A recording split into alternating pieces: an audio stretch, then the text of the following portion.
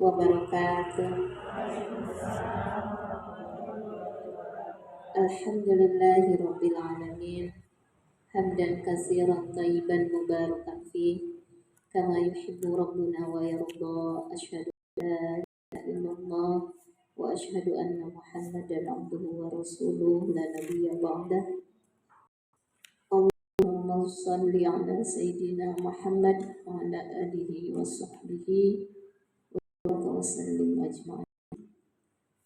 Allahumma rabbi shrah li sadri wa yassir li amri wahlul 'uqdatam min lisani yafqahu qawli waj'al li waziran min ahli la haula wala quwwata illa billah. Ibu yang saya sayangi, yang saya kasihi, yang saya banggakan, yang insyaallah dirahmati oleh Allah Subhanahu wa taala. Alhamdulillah, dalam suasana cuaca mendung, sedang ditakut-takutin sama syaitan. Kamu nanti kalau ngaji mendung kehujanan, kalau kehujanan lagi ngaji pakaianmu kebasahan, belum lagi kalau pulang nanti kitanya keciprekan gitu ya. Cipruk tau bu, kedinginan, basah dan sebagainya. Udah gitu kan mending ngumpul-ngumpul keluarga tidur enak ya. Banyak nah godaan-godaan syaitan ketika suasananya seperti ini, ditakut-takutin dengan cara itu si jasadnya ini yang kadang-kadang menang jasadnya. Tapi alhamdulillah yang datang berarti diberikan pertolongan. Kenapa? Karena ibu selalu berdoa, Allahumma inna ala dzikrika wa syukrika wa husni ibadatik. Terus dikokohkan dalam agama, terus ingat Allah, terus beribadah, memperbaiki ibadah-ibadah itu. Kita tidak akan terperbaiki ibadah kita bu kalau kita tidak menyelami ilmu-ilmu Allah. Nah, dengan didatangkannya ke sini itu tandanya Allah sayang sama kita. Satunya didatangkan. Kita ke sini itu jangan ngerasa pede. Saya mah emang rajin orangnya. Jangan ada kata seperti itu. Saya mah emang dari dulu. Enggak, bukan. Kita datang, kita bisa beribadah, bisa mengkaji ilmu, bisa berzikir, semuanya atas pertolongan Allah. Maka sebetulnya tidak sepantasnya kita selalu memohon begini, oh pahalaku banyak ya habis kerjain ini, wah diganti dengan berlipat-lipat, wah kayak punya kita sendiri yang bekerja, kayak punya kemampuan sendiri gitu. Para ulama itu begitu bu, karena semuanya adalah atas pertolongan, atas kehendak Allah. Dia tidak mengharapkan pahala lagi. Pokoknya saya bekerja ini udah syukur gitu istilahnya. Saya kok bisa ya datang ke pengajian rajin, saya bisa ya berzikir, saya bisa ya sholat tepat waktu, saya bisa ya bangun tengah malam. Ini tuh karunia Allah. Jadi ada istilah lagi nanti, ya Allah berikanlah pahala yang berlipat banyak gitu. Orang ini semuanya kehendak Allah, ditolong gitu sama. Kalau ditolong berarti yang ada hanya syukur bu, tidak ada tuntutan gitu ya. Dan ibadah kita sehari-hari. Sekarang juga kita datang ke sini, emang udah harusnya kita itu beli gitu, bersyukur kepada Allah. Kita ucapin apa bu? Alhamdulillahirabbil alamin. Sholawat serta salam kita ungkapkan kepada Rasul kita dengan segenap kecintaan kita. Yang belum cinta sama Allah, ya Allah jadikan hati ini, kalbu ini cinta kepada Nabi-Mu ya Allah. Diminta bu, kalau belum ada rasa cinta dalam hati kita, kalau bersolawat mah semua bisa bu, tapi menghadirkan rasa cinta itu tidak semua orang bisa. Bagaimana caranya? Saya juga nggak bisa bu, kecuali saya minta Allah. Ya Allah, hadirkan rasa cinta dalam kalbu hamba ya Allah. Terus begitu, kemudian ucapkan Allahumma sholli sayyidina Muhammad wa ala ali sayyidina Muhammad. Insyaallah sedikit demi sedikit rasa cinta itu akan tumbuh. Yang penting ada keinginan. Kalau ada keinginan biasanya mintanya sungguh ya. Berat makanya Bu. Kemudian pada hari ini yaitu sifat Allah yang ke-29. Tis'un wa isri 29 yaitu sifat Al-Hakam ya. Al-Hakam itu artinya yang menetapkan hukum atas segala makhluk. Yang menetapkan hukum atas segala makhluknya. Bedanya Al-Hakam dengan Al-Hakim ada yang tahu Bu?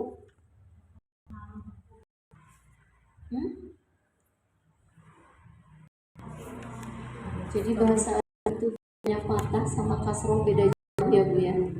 Al-Hakam itu yang menetapkan hukum atas segala makhluknya, itu hakam.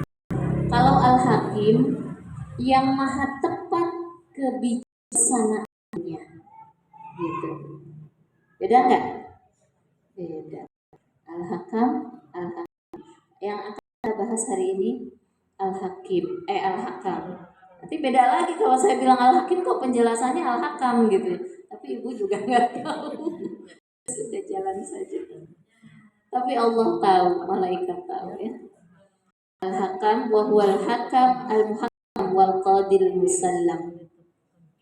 Yang hakam itu yang memutuskan ketentuan hukumnya buat makhluk-makhluknya gitu ya.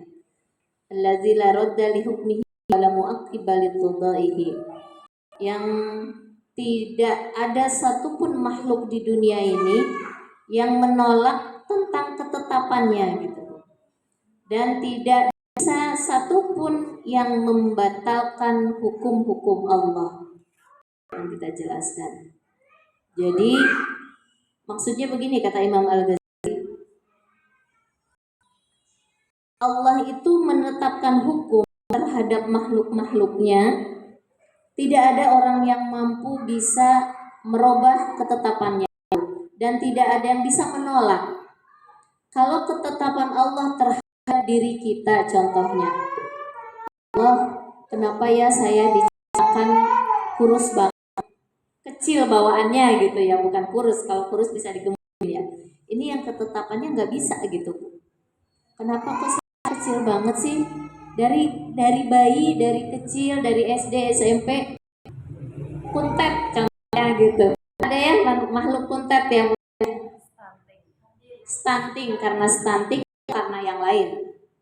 Stunting itu artinya kekurangan gizi ya. Biasanya pertumbuhannya kecil, kadang-kadang kepalanya besar, badannya kecil. Atau kecil semuanya gitu. Teman saya ada yang bertanya begitu. Kenapa ya dia pendek Bu, tapi gemuk pendek, tapi pinter. Saya bertanya ke keluarga saya katanya, Papa, Mama, kenapa sih aku lahir pendek, kecil, gitu hidungnya pesek kata. Tapi aku pinter kayak gitu kan.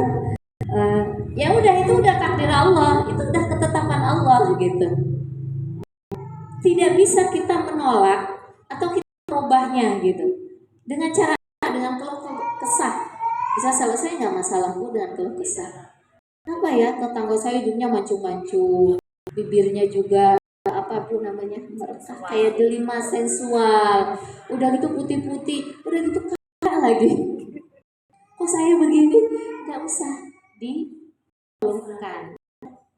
Udah seperti ini adanya, kita terima bahwa itu adalah ketentuan dan ketetapan Allah. Nanti orang yang mendapatkan nurul hakam biasanya dia akan ridho dengan apa yang sudah ditetapkan oleh Allah. Dapat suami seperti ini, dia ridho, kan itu udah ketetapan Allah udah terjadi. Jangan bilang begini, coba ya kalau saya nggak pacaran sama dia, nggak jadi kali sama dia. Itu nanti apa? Nabi, seandainya lakukan kaza wakaza, kata Nabi, jangan kalian sekali-kali mengatakan kalau saya tidak melakukan ini maka tidak akan terjadi seperti Kalau saya tidak ketemu dia, maka tidak jadi saya jodoh sama dia. Nggak boleh mengatakan seperti itu. Nah, di dalam sifat-sifat Allah Al-Hakam itu artinya ketetapannya tidak bisa dirubah, ketetapannya tidak bisa ditolak, semuanya akan terjadi seperti itu gitu. Ketika ada sahabat bertanya kepada Rasulullah, "Ya Rasulullah, kalau semua ketetapan sudah ditetapkan oleh Allah, untuk apa kita beribadah? Untuk apa kita berbuat baik?" Bu, zaman dulu aja, zaman Rasulullah, segitu Rasulullahnya disegani.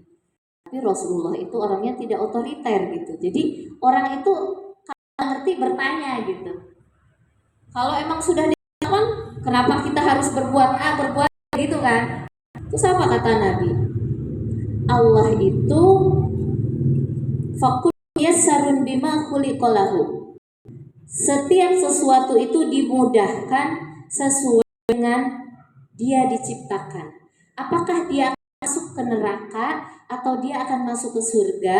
Itu Bu, kalau bawaannya orang itu masuk ke surga, biasanya kalau pengajian, saya pengen datang ke pengajian, itu dimudahkan jalan seperti itu.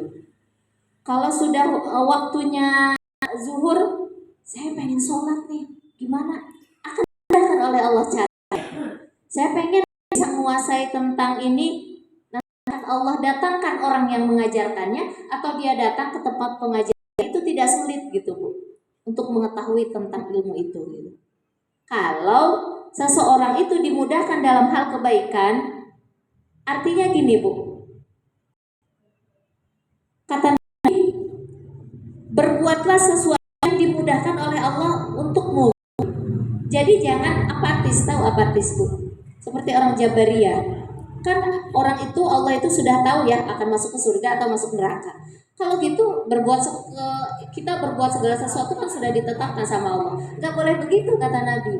Berbuat karena semua perbuatan itu ada pilihan. Bukan berarti seperti orang Jabariyah atau orang Qadariyah itu dibalik gitu ya. Yang satu mengatakan sudah ditakdirkan sama Allah. Yang satu memang terpaksa, ya udah bebas aja. Orang itu udah seperti itu. Nabi mengajarkan seperti itu. Semuanya ada pilihan.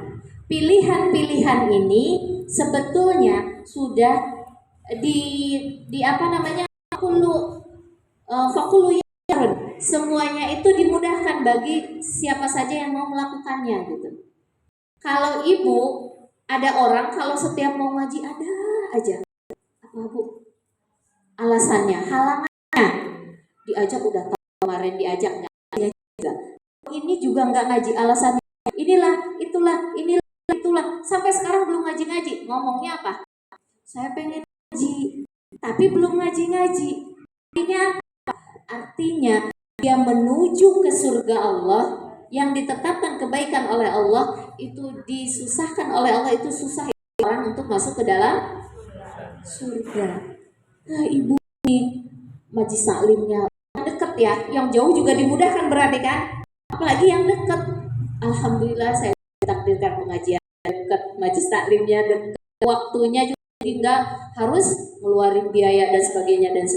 Berarti ibu itu sudah dimudahkan oleh Allah untuk menuju surga. Kalau ada orang yang dimudahkan menuju neraka, itu ada juga. Jadi udah keinginannya buruk, depan ada orang ngumpul-ngumpul minum, kan gampang banget kan, minumlah dia di situ. Iya, kemudian udah dimudahkan dia, teman-temannya pada ngerokok, kemudian satu geng dia lihat bolos, aduh aku juga pengen bolos nih, udah gampang, ada teman-temannya dan sebagainya, itu dia dimudahkan dalam keburukannya. Jadi apa kata Nabi? Berusahalah melakukan apa yang diridhoi oleh Allah, bermujahadah. Insya Allah dimudahkan kalau kalian ada suatu keinginan gitu. Jadi walaupun semua sudah ditetapkan oleh Allah, tapi itu juga ada pilihan gitu Bu. Itu ketetapan dalam takdir Allah gitu.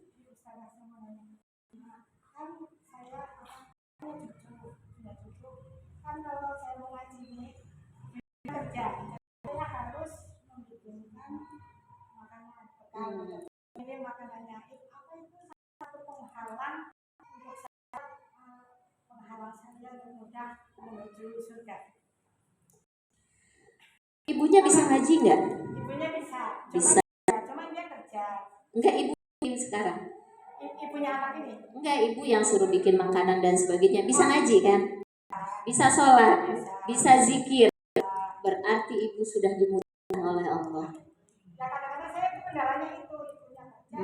Anak ini si cucu saya ini kalau dikasih makan ibunya mau bantu dia nggak mau. Nenek. Sedangkan kalau itu kan dia harus jajan. Paham Bu? Nanti bagaimana cara Allah memudahkannya? Ibu dikasih inspirasi, dikasih kecerdasan. Begini caranya. Saya kan mau ngaji jam 2. Cucu saya ini mau makan jam 11. Berarti saya harus dari jam 8 ngerjain ini. Tepat jam 2 sudah selesai semua. Artinya itu dimudahkan oleh Allah. Kenapa? Ibu dikasih inspirasi. Tidak ada yang ngajak pagi-pagi kemana gitu. Tidak ada huru-hara yang membuat ibu terhalang nanti untuk ngaji. Tidak ada. Jadi hanya dimudahkan, lancar, jalan aja. Itu begitu. Itu bukan suatu halang, bukan. Tetapi yang ujian tadi Allah mudahkan cara menghadapinya. Saya juga banyak Bu. Saya ngajar Bu. Pulang-pulang jam 1 capeknya luar biasa. Tapi memudahkan anak-anak gak ribut. Anak-anak nggak pengen dibikinin A, B, C, D, enggak. Kadang-kadang dia udah rentengan makanan sendiri. Alhamdulillah jadi aku bisa oret-oret. Itu artinya dimudahkan. Tapi ujiannya tetap ada. Ini emang saya dimudahkan. Nggak mengajar. Seperti itu. Coba kalau disusahkan. Anak ini minta, anak ini. Belum lagi suami nanti. Ada apa? Nanti ada kecelakaan lah apa. Akhirnya nggak jadi ngajar kan? Atau ada sesuatu. Itu berarti sesuatu yang susahkan oleh Allah, disulit. Maka betul kata Nabi, maka saya bersyukur banget nih. Faqulu yassarun bima khuliqalahu. Orang itu dimudahkan sesuai dengan jalannya. Apakah dia akan jalan ke neraka atau jalan ke, mudah-mudahan kita jalannya ke surga ya Bu. Selalu dimudahkan, halangan mah banyak Bu. Kalau ibu mau berhalangan, disusahkan masuk ke surga, dimudahkan jalan ke neraka Bu. Saya belum bisa ngaji nih, ini begini, ini begitu, banyak sekali. belum dimudahkan oleh Allah. Halangannya itu masih diperturutkan gitu, harus dilawan. Itulah gunanya mujahadah. Nah, kita lanjut ya Bu ya. Dalam ayat Al-Qur'an, Afaghayrallahi, ini dalam Al-An'am ayat 111. Afaghayrallahi tagi hakama wa huwa alladzi anzala ilaikumul kitaba mufassala. Apakah kalian mencari hukum selain daripada hukum Allah gitu Bu? Allah yang menurunkan kitab yang sangat terperinci. Jadi maksudnya apa? Bu bilang maksudnya begini Bu. Jadi Allah itu menetapkan hukum kepada makhluknya di dalam kitab itu secara detail Bu. Hukum apa aja ada.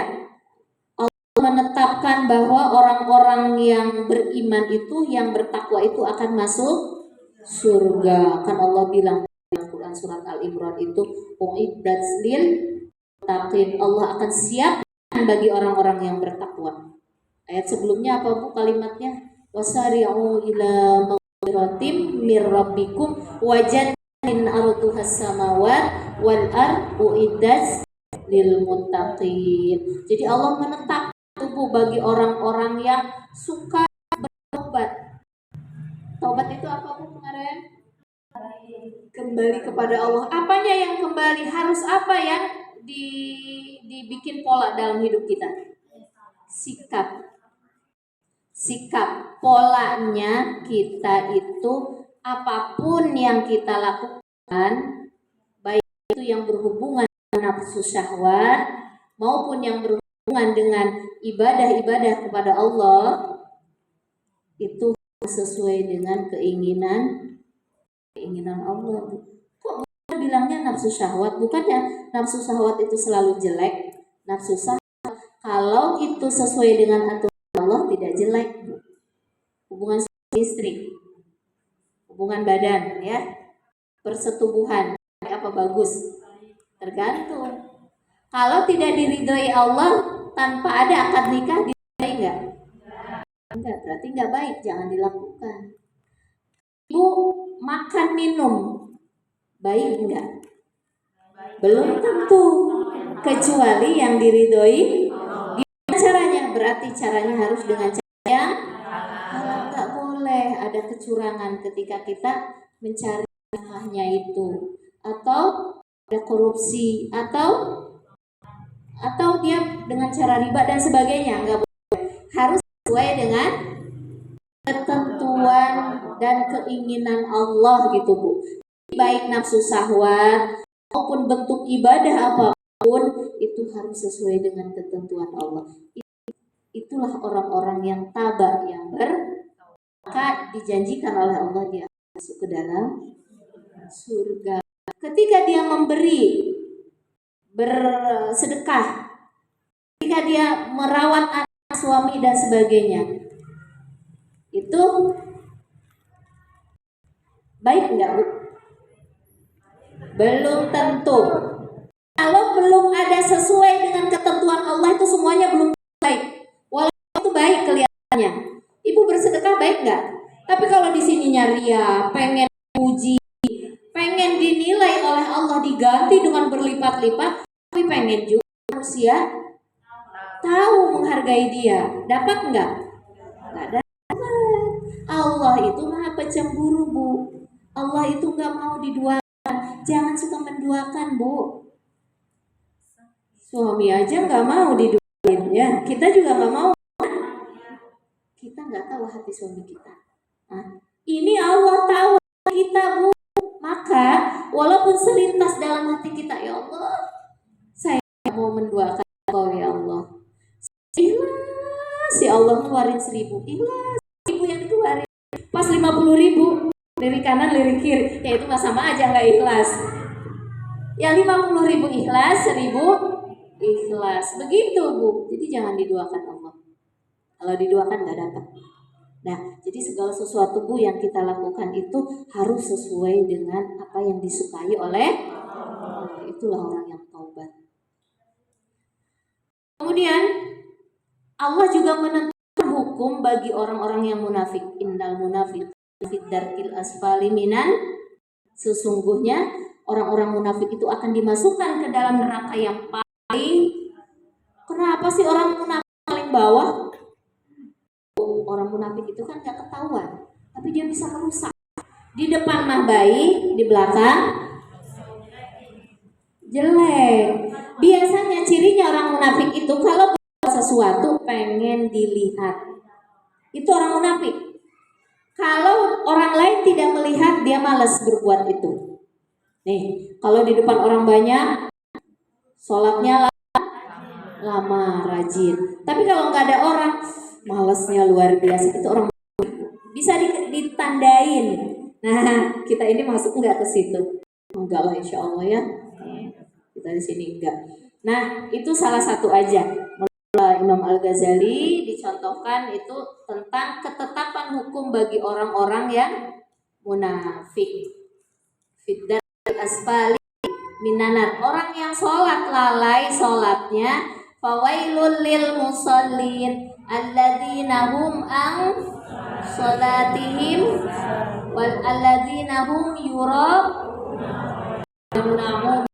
Nah, kalau kita lalai dalam ibadah kita kepada Allah, lalai kalau nggak dilihat orang, kalau dilihat orang baru sebut tuh.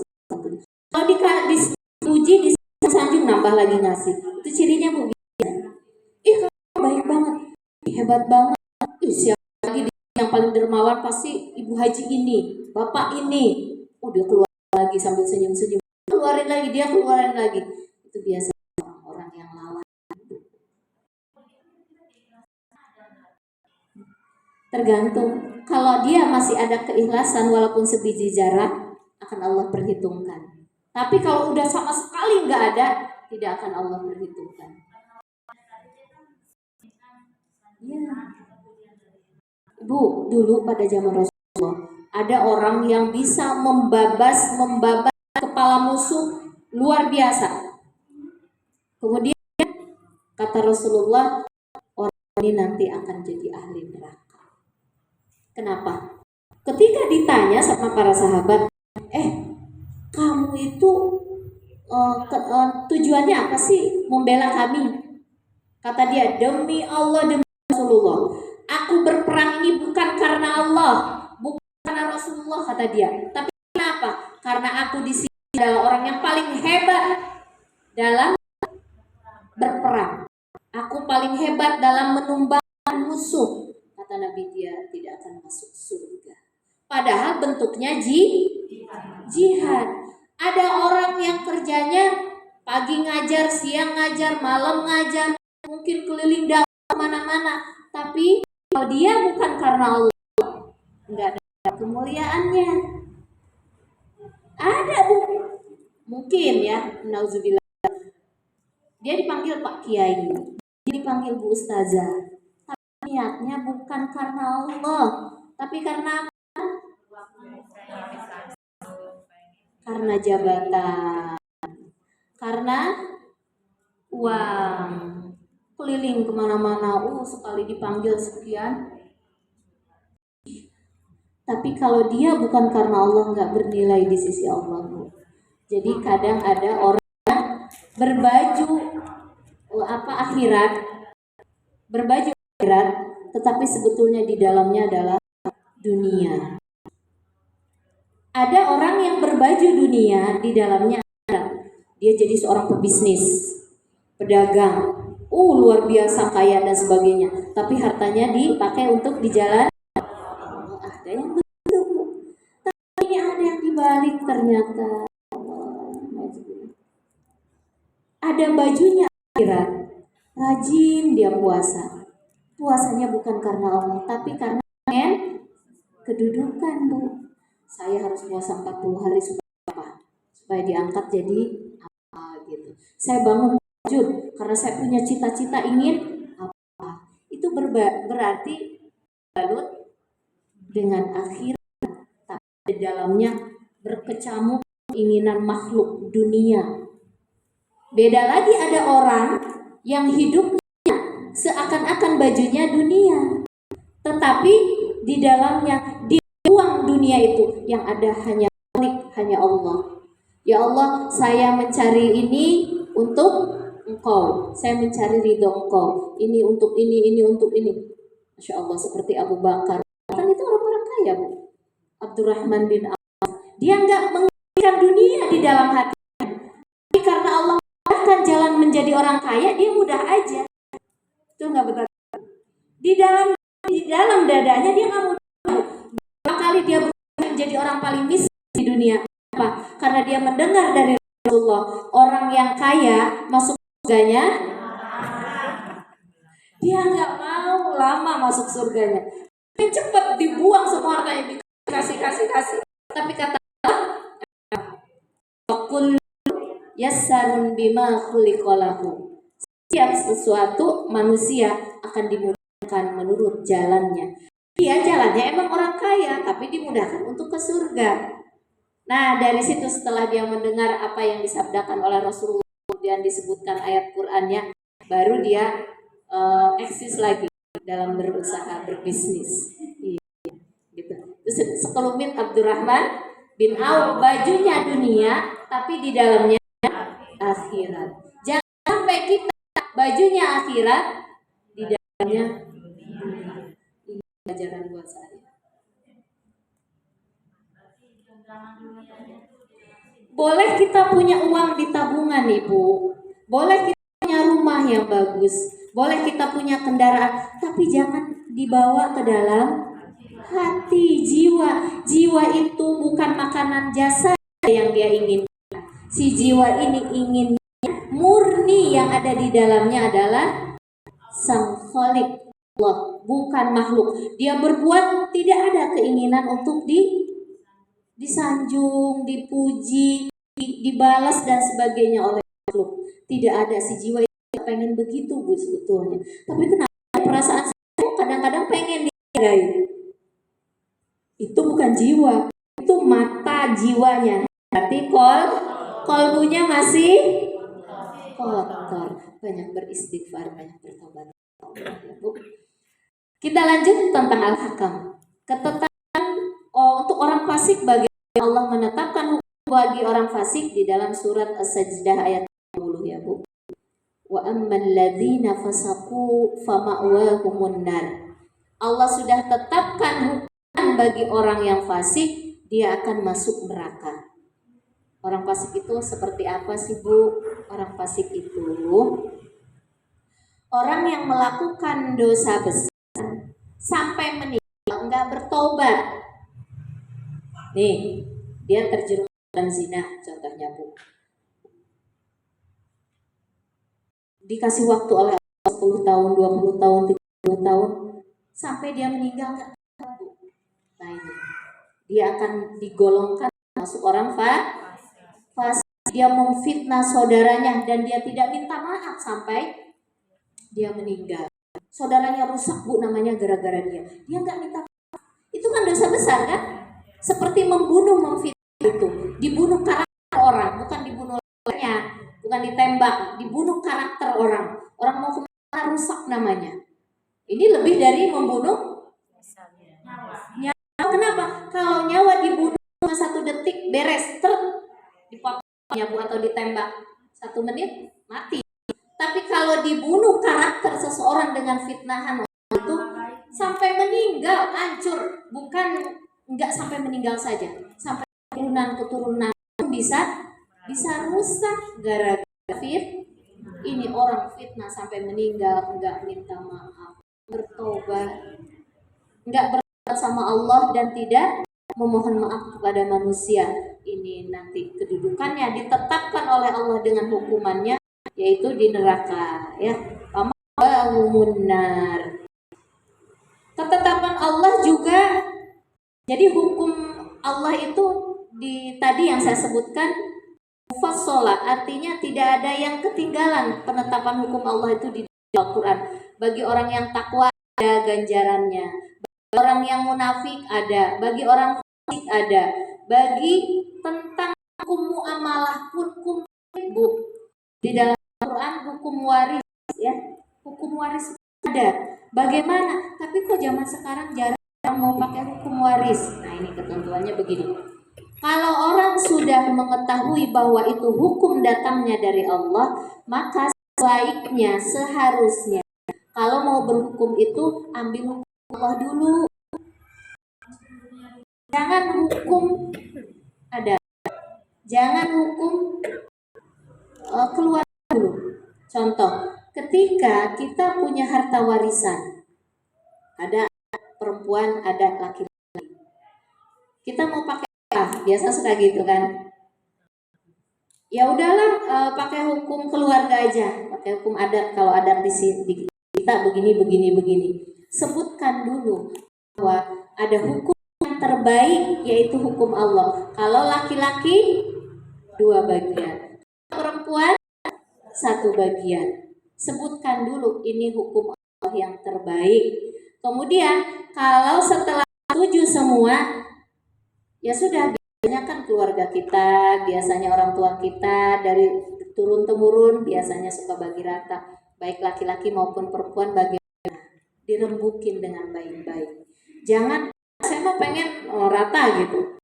Kalau seorang laki-laki pengennya tetap memakai hukum Allah, yang lain tidak boleh menolak. Harus ambil hukum Allah dulu. Seperti kata si laki-laki, saya mah pengen pakai hukum waris, nggak boleh bantah, gitu ya Bu ya. Tapi kalau seorang perempuan ingin sama pakai hukum adat, itu boleh ditentang. Kata si laki-laki, tidak, saya pengen pakai hukum Allah. Kalau sepakat nggak apa-apa, sebutkan dulu tapi hukum Allah. Sebetulnya kamu tuh harusnya dapat 2 bagian. Bu ada duit 1 miliar, anaknya 2, 1 laki, 1 perempuan. Kata si perempuan, bang, ini dapatnya 1 miliar, saya 500 juta. Kenapa? Kan setengahnya. Terus gimana nih bang? Atau biasanya kan orang tua kita suka sama gitu ya, disuruh bagi rata. si abangnya, ya udah bagi rata aja, nggak apa-apa tuh Bu. Tapi kata si abangnya udah bilang bagi rata, istrinya ngomporin dari belakang. Bang, kan gede itu uang 1 miliar, kata si abang, nggak jadi. Siapa yang ngikutin? Hukum Allah. Jadi si abang juga, kadang-kadang kakaknya baik, siapanya yang ngomporin. Tapi intinya, sebetulnya saya ingin ke intinya, hukum Allah itu hukum yang terbaik, ya. Nah, tapi setelah itu baru boleh pakai hukum apa gitu. Kemudian Allah juga menetapkan hukum tentang muamalah jual beli, contoh wa ahallallahu al-bai'a wa harrama riba. Nggak apa-apa, kata si tetangganya, saya mau minjemin kamu, tapi aku pinjemin 1 juta, nanti kalau udah bayar 1.200.000 ya. Terus sepakat nih yang minjem. Kalau hukum Allah bagaimana? Tidak boleh seperti itu. Maka yang harus diikuti hukum Allah. Kata tetangganya, padahal ngaji, kadang-kadang ngaji orang itu. Udahlah nggak apa-apa, cuek aja, santai aja, kan ada gitu Bu. Nah itu dia nggak takut hukum Allah.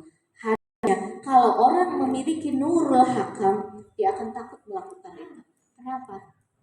Karena udah ketetapan Allah, dan ketetapan Allah itu yang terbaik dibanding ketetapan hukum kita. Walaupun di masyarakat perah gitu, si ini juga, si ini juga, si ini juga. Beda kalau di bank ya, itu kan masih hilap kalau di bank. Tapi kalau rentenir sudah fix riba. Yang saya bicarakan adalah rentenir itu ya. Kemudian dalam jinayat, Allah juga sudah terperinci mengatakan, menetapkan hukum itu di dalam hukum jinayat. Kalau ada yang mencuri, Bu, Allah itu menghukum mencuri itu. Contohnya 1 on emas. 1 on berapa Bu? 100 gram ya. 100 gram, orang kalau mencuri 100 gram, sekarang 100 juta ya Bu ya, itu harus dipotong gelangan tangannya, bukan sampai sini Bu, ininya yang dipotong. Dia nyuri ini ya, dipotong dulu, kemudian silang ya, nanti potong tangan, bukan satu dipotong. Kalau dia mencuri lagi, potong lagi sampai dia nggak bisa. Masya Allah. Tapi, nah ini hukum orang-orang korupsi ya. Nah, kalau emang hukum Allah itu terbaik, bagaimana di suatu negara tidak diterapkan hukum Allah? Dia lebih dari 100 juta Bu nyurinya. Berapa? 560 miliar. Nah, kemarin transaksi judi di mana Bu? Astagfirullah. Orang itu orang Islam ya. Ini kan contoh. Seandainya ada orang, ada Bu 1,3 T, ada yang 5 miliar, ada yang 2 miliar, itu potong nggak Bu tangannya? Enggak, harusnya hukum Allah harusnya dipotong. 100 juta aja dipotong Bu, itu miliaran, harusnya udah habis badannya itu. Tapi nggak bakal ada yang berani, nggak ada yang berani kalau ditetapin hukum. Tapi yakin, karena ini hukum Allah yang terbaik. Di dunia dia 2 bulan, kadang-kadang udah dilepas pakai duit, remisinya banyak, tahun penjara, remisinya 3 tahun. Masya Allah. Ibu kesel, sebel apa gimana? Ibu nggak usah kesel.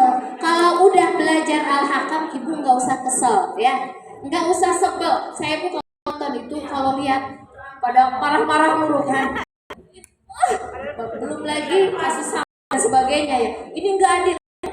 Pengadilan Allah itu yang akan adil. Saya bilang tenang aja, jangan dirusak jiwa kita dengan apa yang kita lihat. Kenapa dia dihukum cuma 1 tahun? Kata Allah harusnya dia dipotong tangannya, harusnya dia 20 tahun contohnya. Aku akan adili nanti di alam barzah. Mulainya di alam barzah, bukan di alam barzah. Aku akan patahkan tangan nanti di alam barzah, lebih sakit. Jadi Kalau kita udah belajar Al-Hakam, ibu nggak usah sewot tuh lihat TV ya.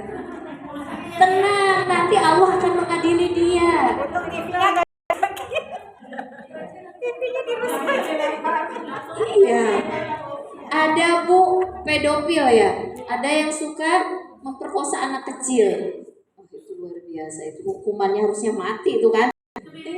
Cuma 10 tahun contohnya. Kata Allah apa? Allah memiliki ketetapan hukum yang nggak begitu. Kata Allah, dia mau 20 tahun, dia mau 30 tahun, dia mau dihukum mati. Kalau belum sesuai dengan hukumannya, akan Allah hukum kembali. Maka Allah itu dalam menghukumi penzina, kalau ingin terbebas dari hukuman alam barzakh atau alam akhirat, azani wazani itu fajlidu kulla wahidim minhuma mi'atu jaldah. Setiap penzina laki-laki dan perempuan yang belum nikah nih bu, beda kalau yang udah nikah harus sampai mati. Yang belum nikah itu lempar pakai batu sebanyak 100 kali dilempar bu. Jadi badannya dimasukin ke dalam tanah segini, lemparin. Di sininya mungkin bocor segala macam ya, tapi kan masih tetap bisa hidup. Mungkin cacat lah apa gimana gitu ya. Nah itu bisa membebaskan Allah di alam barzah nanti, di alam akhirat nanti. Kalau ada orang mencuri dipotong tangannya, itu baru akan membebaskan hukum Allah di alam barzah, di alam kiam, di yaumil kiamah nanti. Tapi kalau bukan hukum Allah yang diterapkan, masih ada kemungkinan nanti di alam barzah akan diminta pertanggungjawaban kembali karena belum selesai. Hukum ini hukum maksimal namanya bu, hukum Allah itu. Nah kalau kita hukumnya belum maksimal, nanti akan Allah pertanggungjawab kembali di yaumil kiamah atau di alam barzah. Berarti kalau misalnya ada catatan hukum Islam, udah kan langsung di dunia kan, berarti nanti di akhirat nggak dimintai? Enggak, kalau ngikutin Al-Quran ini enggak. Seperti di Arab kan tangannya, yang bunuh dibunuh lagi. Udah, kalau mengikuti hukum Allah, nanti tidak akan diminta pertanggungjawaban lagi di alam barzah, di alam yaumil kiamah. Si jiwanya akan udah bebas, tenang. Tapi kalau belum, nah itu jiwanya belum bebas, belum tentu tenang.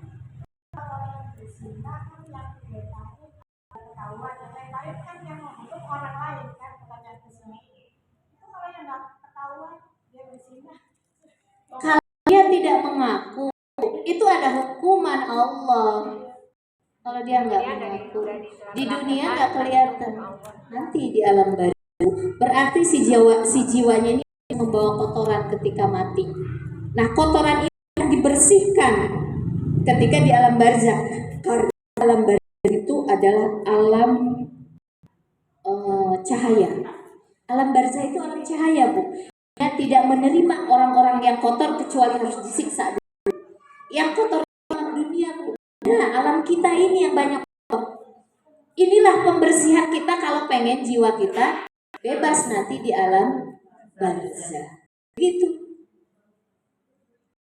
Maka jangan buat maksiat lah ya, apalagi sampai dosa besar seperti itu. Jiwa kita yang akan sengsara di alam barzah. Kalau sekarang dunia berapa tahun sih? 70, 80 selesai. Di alam barzah itu ribuan tahun, jutaan tahun kali kan.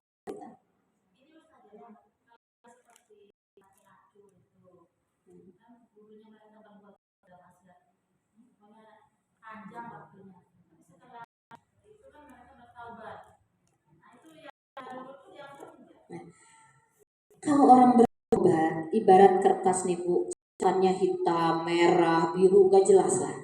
Kemudian ketika dia datangi Allah dengan syarat pertama dia menyesal, kemudian dia mengucap dengan istighfar, menyesal di dalam hati, dan diubah pola hidupnya sesuai dengan yang disukai oleh Allah. Dia tinggalkan itu taubat kan namanya. Itu kata Allah, yang tadinya hitam, gak jelas, merah dan sebagainya, dirubah menjadi putih bersih. Kalau seandainya tiba-tiba ajalnya menjemput setelah dia bertaubat, seakan-akan dia bayi yang baru lahir. Jadi tidak ada istilah orang yang banyak dosa itu dengan orang yang ahli ibadah, tidak ada istilah yang banyak dosa akan masuk neraka. Yang ahli ibadah tidak suka bermaksiat akan masuk surga. Belum tentu. Tidak ada jaminan. Karena kata hadis Nabi, innamal a'malu bil khawatim. Sesungguhnya amal perbuatan itu tergantung akhirnya, ujungnya. Nah, jadi ada ujung seseorang itu baik ketika dia ahli maksiat, maka di hadapan Allah dia bersih sekali karena dia bertobat. Tapi orang yang merasa saya ini ahli puasa, saya ini ahli ngaji, saya ini ahli sholat dan sebagainya, merasa bersih deh, tidak pernah dia bertobat sama Allah. Itu numpuk Bu dosanya. Emang puasanya benar-benar sesuai keinginan Allah? Emang sholatnya benar-benar khusyuk seperti apa yang Allah tentukan? Kan belum tentu. Dalam sholat kita banyak lalai, dalam puasa kita pun tidak sesuai dengan apa yang diperintahkan oleh Allah. Masih suka buka puasanya, bukanya dengan apa? Ngomongin orang, itu kan seperti buka. Kalau puasa kan nahan, kan kita nahannya cuma lapar dan kata Nabi, betapa umatku yang puasa hanya mendapatkan lapar dan haus saja. Kenapa? Ini nggak dijaga, ininya nggak dijaga. Nah, kenapa kita harus bertobat baik ahli ibadah maupun ahli maksiat? Kenapa harus bertobat, Bu? Karena itu tidak ada manusia yang sempurna, walaupun dia ahli ibadah. Tetap nangis di hadapan Allah. Setitik air mata kita itu akan menghapuskan, akan memadamkan api. Saya sudah ajarkan di Riyadhus Shalihin ya. Lanjut Bu. Ketika seseorang mendapatkan nurul hakam, bahwa hukum, dia akan mengatakan bahwa yang terbaik adalah hukuman dari Allah. Kalau dia terjerumus dalam suatu kesalahan, maka dia menginginkan hukuman langsung dari Allah. Seperti kalau dia mencuri banyak, dia akan, saya sebetulnya pengen potong tangan, tapi di Indonesia nggak ada kan. Akhirnya dia bertobat setobat-tobatnya sama Allah. Kemudian bisa mengembalikan harta yang dicuri, harta yang dia membuat orang lain susah, sengsara. Dia berusaha, kan ada cirinya Bu orang tobat itu. Jangan percaya hanya di mulut saja. Saya sudah insaf, ada saya sudah insaf, bilang perbuatannya sama aja. Nah, itu bukan begitu orang tobat itu. Nah, jadi dia menginginkan hukuman kalau ternyata dia memiliki suatu kesalahan. Itu dalam hukuman jinayat atau muamalah dan lain-lainnya. Tapi dalam ketetapan, ketika Allah menetapkan hidupnya, jadikah dia orang miskin atau dia mungkin bukan orang yang terpandang, atau dirinya bukan sosok yang cantik, bukan sosok ganteng, dia akan menerima dengan ikhlas, dengan lapang dada. Ya Allah, terima ini pemberianmu ya Allah, ini ketetapanmu ya Allah. Ngaca, kemudian kita baca doa, Allahumma kama hasanta khalqi fahassin khuluqi. Dia terima, dia ikhlas, dia bersyukur dengan apa yang telah diberikan oleh Allah. Enggak gini pas ini wajah kayak apa? Udah gitu pas lihat baju, Mama bisa beli baju yang sekian. Aku dulu setahun sekali doang, kadang 2 tahun sekali, marah-marah aja. Apalagi pas lihat suaminya empet banget, itu berarti dia nggak menerima ketetapan Allah. Nggak ridho dengan apa yang dihadirkan. Kalau orang mendapatkan nurul hakam, dia akan, ya Allah, aku ridho ya Allah, ini ketetapan ya Allah. Suami senyum, ya Allah, aku ridho ya Allah. Lihat anak senyum, ya Allah, aku ridho Engkau hadirkan anak-anakku ya Allah. Walaupun anaknya nyebelin, suaminya juga nyebelin. Tapi kalau udah ridho mabulah, hati Bu saya senyum, diri saya sendiri gitu ya. Berusaha ingin bahwa ini kata Allah, seneng aja gitu. Nah, jihad di jalan Allah. Kemudian Kalau sudah ada ketetapan Allah, jangan cari-cari hukum yang lain.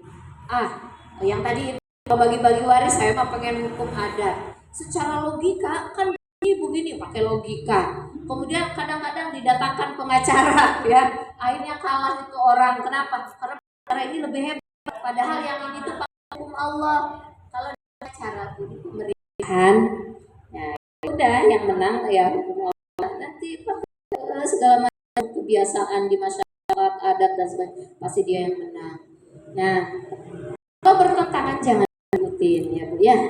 Kecuali kalau dalam pembagian waris-waris seperti tadi disetujui dua belah pihak nggak masalah.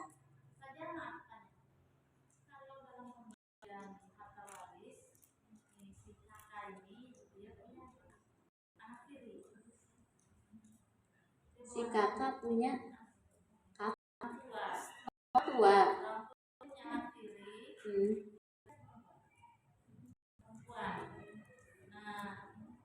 Pembagian harta warisan itu kan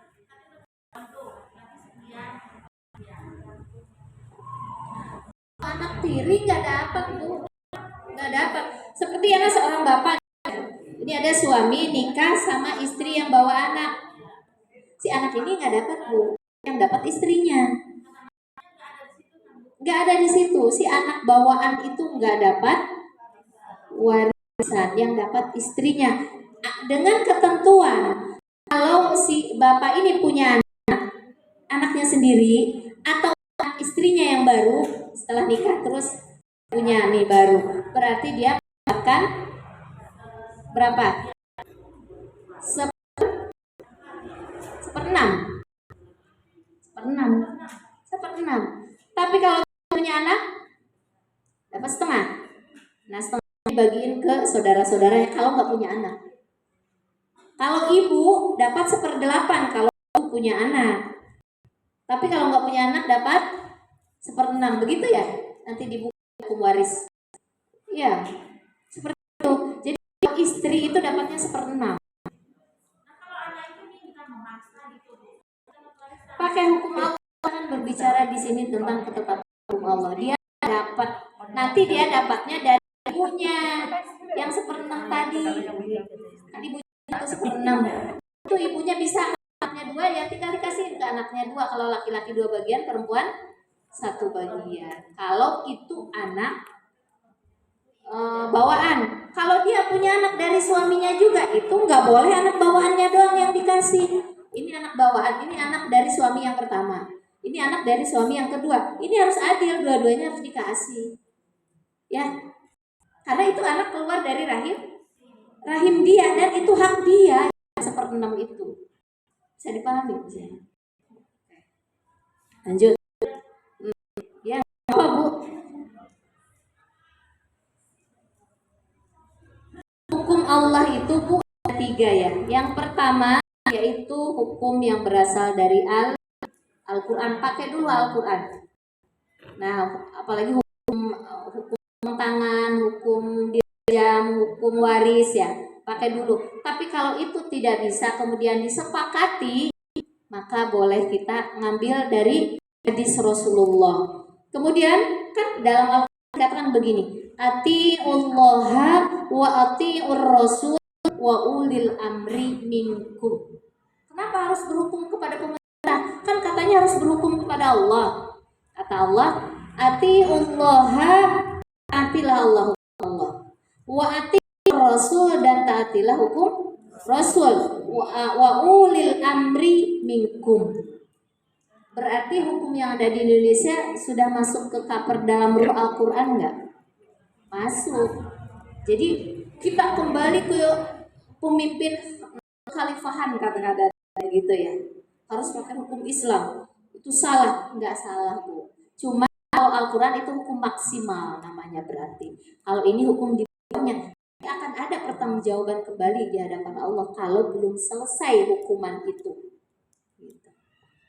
Ibu ada tanya? Enggak. Nah, kita lanjut ya sedikit lagi. Kemudian hukum pemerintahan itu diambil dari ijtihad. Ijtihad itu ulil amri. kemudian para ulama. Jadi hukum itu emang ada 3, Bu. Jadi jangan kita monoton dengan tidak sesuai, tidak berdasarkan hukum Al-Quran, dosa. Enggak begitu. Jadi itu ada Al-Quran, hadis, kemudian istihad atau mengikuti pemimpin gitu ya. Jadi kenapa? Karena kalau kita tidak memahami hukum Allah, ibu pernah dengar mungkin ya ayatnya, wa man lam yahkum bima anzalallah faulaika humul kafirun. Barang siapa yang tidak menghukumi sesuatu dengan hukum Allah, maka dia akan kafir. Contoh, saya tidak percaya dengan waris. Yang saya percaya hukum pemerintahan. Saya percaya dengan hukum adat. Saya tidak percaya dengan hukum rajam. Saya tidak percaya dengan hukum potong tangan. Ini yang paling benar. Kafir. Walaupun dalam kenyataannya kita memakai hukum itu, seperti di penjara dan sebagainya. Tapi terima dulu bahwa hukum itu ada. Hukum potong tangan ada, rajam ada, kita akui. Kemudian yang kedua, wa man lam yahkum bima anzalallah ulaika humuz zalimun. Yang tadi kafir, Bu. Itu keluar dari Islam itu kalau tidak percaya dengan hukum Allah. Yang kedua, ada orang dia tahu bahwa hukum Allah itu ada tapi nyepelein. Alah, enggak apa-apa lah ini gitu, Bu. Enggak apa-apa lah, enggak ketahuan ini zalim dia. Enggak ketahuan ini, mencuri enggak ketahuan. Kemudian dia nggak mau dihukum kan, zolim dia. Kemudian berzina ketahuan ini, zolim dia. Dia ngakui bahwa ada hukum ini, cuma menyepelekan, tidak mau taat kepada Allah. Itu zolim namanya. Yang ketiga, wa man lam yahkum bima anzalallah faulaika humul fasiqun. Jadi ada 3 kriteria, Bu, orang yang tidak mau mengikuti ketetapan hukum Allah. Orang yang tidak menghukumi dalam hidupnya dengan penetapan hukum Allah, maka dia disebut fasik. Gak apa-apalah sedikit-sedikit mah. Itu fasik, tahu salah masih tetap iya. Gak apa-apalah minjemin orang lain mah 200, saya mah 100 aja. Ya mau 200 mau 100 sama tetap ujungnya itu kan, bertambahnya itu.